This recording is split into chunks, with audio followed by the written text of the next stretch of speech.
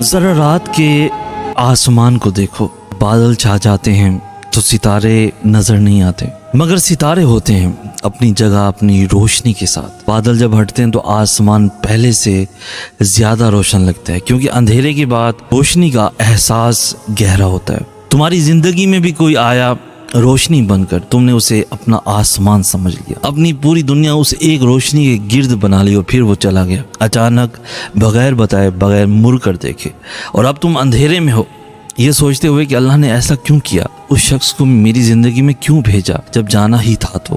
کیا یہ سزا تھی؟ کیا میں نے کوئی غلطی کی، یا اللہ کو میری خوشی سے کوئی دشمنی ہے؟ یہ سوال کفر نہیں ہے، ایک ٹوٹے ہوئے دل کی سب سے سچی فریاد ہے، اور آج میں تمہیں وہ جواب دوں گا جو تمہاری روح کو ہلا کر رکھ دے گا، جو آنکھیں کھول دے گا، جو شاید تم نے کبھی نہیں سوچا ہوگا، مگر سب سے گہرا راز آخر میں ہے، جو سن کر تمہاری پوری زندگی کی سوچ بدل جائے گی۔ ایک بار کا واقعہ ہے، ایک عورت امام جعفر صادق علیہ السلام کی بارگاہ میں آئی، قدم بھاری تھے، آنکھیں سوجی ہوئی تھیں، سینے میں وہ درد تھا جو بیان سے باہر ہوتا ہے۔ اس نے ہاتھ باندھے اور کہا، یا امام، ایک شخص میری زندگی میں آیا، میں نے اسے سچی محبت کی، اس پر بھروسہ کیا اور وہ چلا گیا، میں سمجھ نہیں پا رہی کہ اللہ نے ایسے انسان کو میری زندگی میں بھیجا ہی کیوں؟ امام جعفر صادق علیہ السلام نے اسے دیکھا، پھر آسمان کی طرف دیکھا، پھر فرمایا، اللہ کا ہر فیصلہ ایک پیغام ہے، مگر وہ پیغام صرف وہی پڑھ سکتا ہے جو آنکھیں کھول کر دیکھے۔ جو تم سے گیا وہ تمہاری تباہی کے لیے نہیں آیا تھا، وہ تمہاری تکمیل کے لیے آیا تھا، مگر ایک ایسے طریقے سے جو ابھی تمہاری سمجھ سے باہر ہے۔ اللہ کے فیصلے کو آج کی آنکھ سے مت دیکھو، کل کی آنکھ سے دیکھو گے تو سجدہ شکر کرو گے۔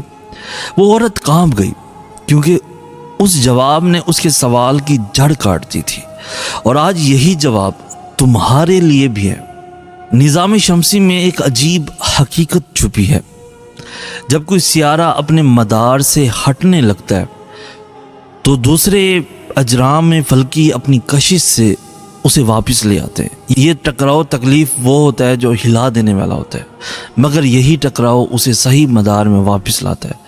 کائنات یہی کرتی ہے، جب تم اپنے اصل راستے سے ہٹ جاتے ہو، جب تم کسی انسان کو اللہ کی جگہ دینے لگتے ہو، تو کائنات ایک ایسا واقعہ بھیجتی ہے جو تمہیں واپس اپنی اصل جگہ لے آئے، اور وہ واقعہ، وہ جانے والا شخص، کائنات کا وہ پیغام تھا جو تمہیں تمہارے اصل مدار میں واپس لانے آیا تھا۔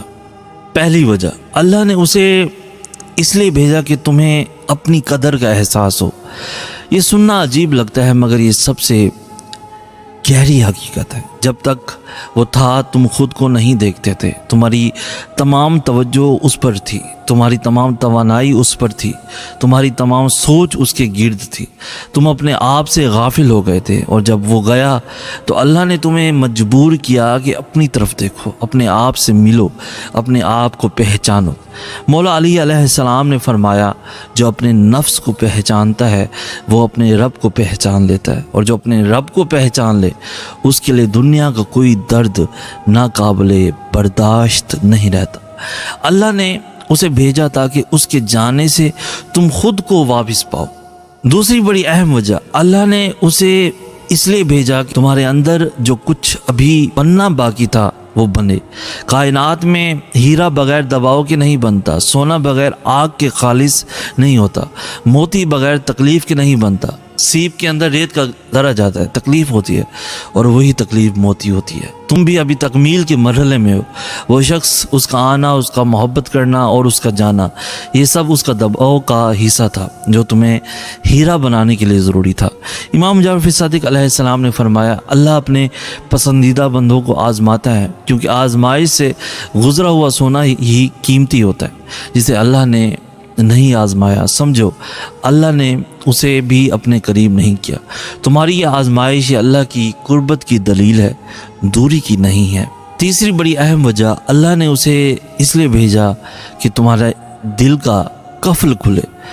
یہ وہ حقیقت ہے جو سب سے کم لوگ سمجھتے ہیں۔ انسان کا دل کبھی کبھی اللہ سے غافل ہو جاتا ہے، دنیا کی مصروفیتوں میں، آرام میں، خوشیوں میں۔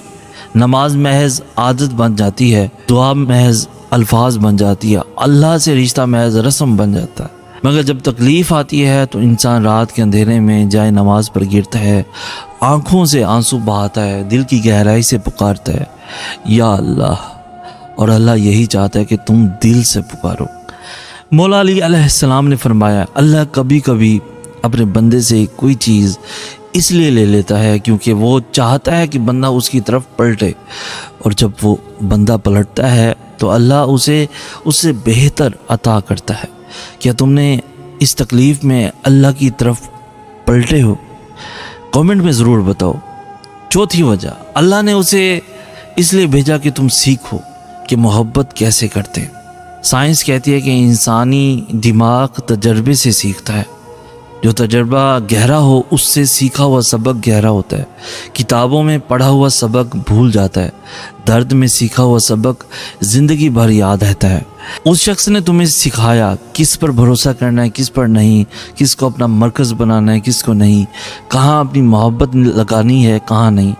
یہ سبق تم کسی اور طریقے سے نہیں سیکھ سکتے تھے، کیونکہ یہ درد کا سبق ہے، اور درد کا سبق صرف درد سے آتا ہے۔ امام جعفر صادق علیہ السلام نے فرمایا، مومن وہ ہے جو ہر تجربے سے سیکھے اور آگے بڑھے، اور جو تجربے سے نہ سیکھے وہ ایک ہی غلطی بار بار کرتا رہتا ہے۔ اب ایک راز کی بات جو تمہاری روح کو ہلا دے گی۔ ستاروں کی دنیا میں ایک مظہر ہے جسے سپر نووا کہتے ہیں۔ جب کوئی ستارہ اپنی زندگی کے آخری مرحلے میں پہنچتا ہے تو اتنی شدت سے پھٹتا ہے کہ پوری کہکشاں روشن ہو جاتی ہے۔ اس پھٹنے کی روشنی اربوں سال تک پھیلتی رہتی ہے، اور اس ستارے کے ٹوٹے ہوئے ذرات وہ نئے ستارے بنتے ہیں، نئے سیارے بنتے ہیں، نئی زندگی بناتے ہیں۔ یعنی ایک ستارے کا ٹوٹنا کائنات کی سب سے بڑی تخلیق کا آغاز ہوتا ہے، اور تم بھی ابھی ٹوٹ رہے ہو، مگر یہ ٹوٹنا تمہارا اختتام نہیں، یہ تمہاری سب سے بڑی تخلیق کا آغاز ہے۔ وہ شخص جو گیا وہ آگ تھا جس نے تمہیں پھٹنے پر مجبور کیا، اور اس پھٹنے سے جو روشنی نکلے گی وہ تمہاری اصل زندگی ہوگی۔